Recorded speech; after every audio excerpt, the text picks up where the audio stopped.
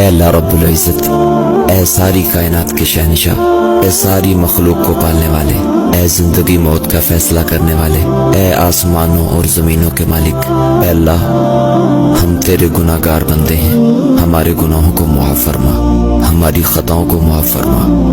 ए अल्लाह हम अपने अगले पिछले सगीरा कबीरा सभी गुनाहों, ख़ताओं और नाफरमानियों की माफ़ी मांगते हैं। ए अल्लाह रब्बुल इज़्ज़त, हम अपने गुनाहों से तौबा करते हैं, हमारी तौबा कबूल फरमा। आमीन।